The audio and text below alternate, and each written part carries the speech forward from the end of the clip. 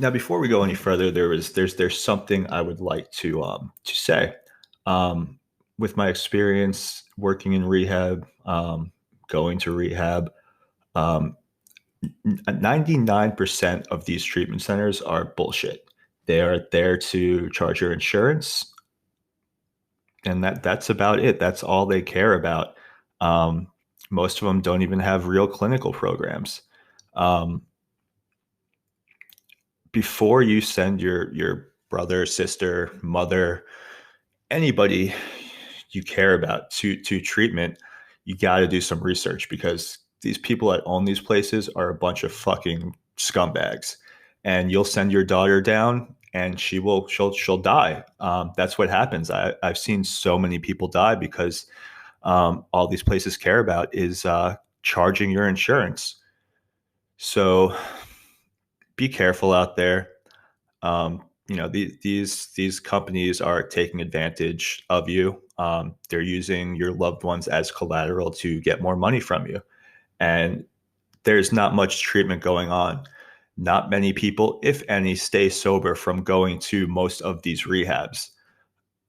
They'll tell you, your son, your daughter is going to be fine. Just send them here, and they send them back in a body bag. So once again, think twice because most of these treatment centers are a bunch of bullshit. I'll probably get a lot of shit for saying that, but from firsthand experience, and if you have anything else to say about it, you can go fuck yourself because these places suck.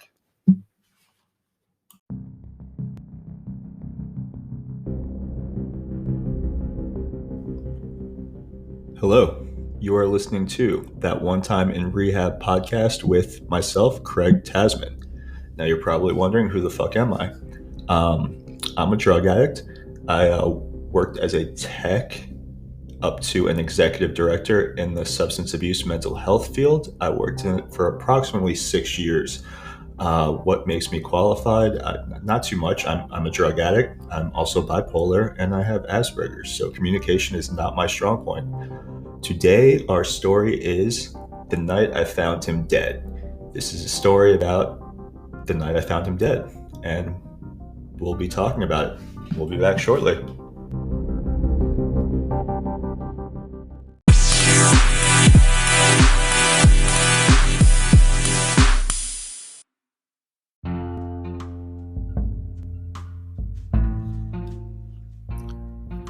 Okay, we're back, and here is the night I found him dead. So it's about 8 p.m. It's a Friday night. I'm in Delray Beach. I'm working as a behavioral health technician for a rehab facility, and just doing my normal rounds. I go to one of the duplexes. There was four different apartments there, and each apartment had like 3 rooms, I think. So I go check all the. I'm on the last one actually. So I'm on the last one, and I walk in and nobody's there.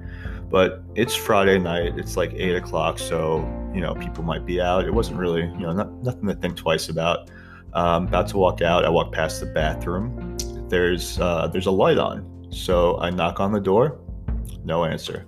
Knock again. No answer. So I'm like, all right, maybe someone just left the light on and accidentally locked the door.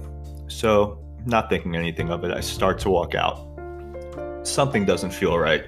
I didn't feel right about leaving with that door locked. So I go back to it, bang on the door, no answer. Bang on the door again, no answer. So at this point, I put my shoulder into the door. Door opens. First thing I see is one of the patients, half on the toilet, the other half of his body is in the garbage can. So, my survival mode kicked in, and I throw him off the toilet, gently lift him off the toilet, and I start CPR. I'm shaking at this point. I've got my left hand pushing on his chest, my right hand dialing 911, and I'm yelling for help so somebody could take the phone from me while I'm administering CPR. Luckily, one of the other residents runs up. He's freaking out too. He grabs my phone. I tell him to stay on the phone with 911, and I continue doing CPR. So the ambulance is dispatched. The next 2 minutes were honestly the longest 2 minutes of my life. Doing CPR, this person's life's in my hands, and I have no idea what I'm doing because I've never done it before. I mean, I know how to do CPR, but you don't really ever expect to use it. So I continue, and he starts breathing, but very shallow, but he's still breathing, and the ambulance come. So at this point, I'm relieved, and I'm like, oh, he's going to be fine now. They'll take care of him. I'm shaking. I've got so much adrenaline through me, and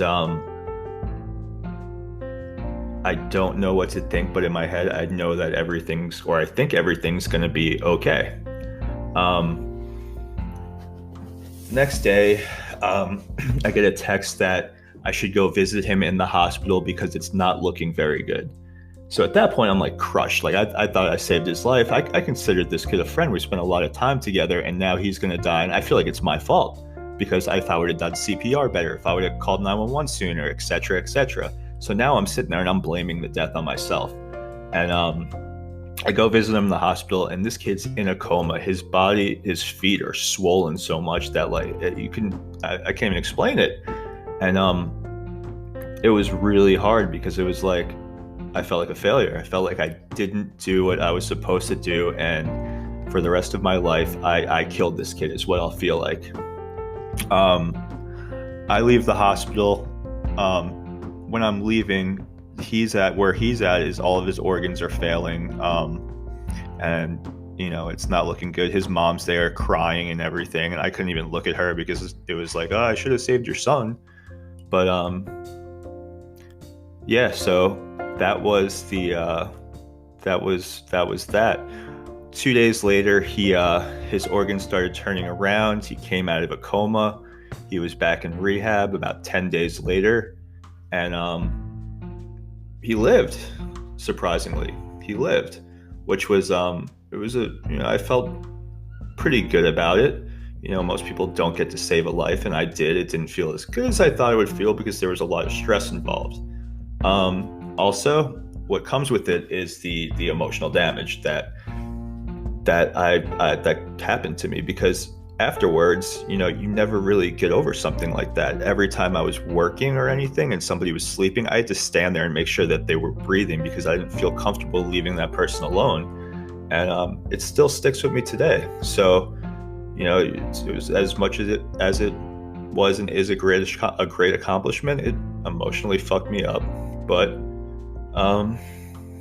that's that. Totally worth it. If I could go back, I would totally save him again, obviously, regardless of any emotional damage that occurred. So yeah, that's the story. That's the time you lived. Please like the page, share the page. Have a great day. Bye.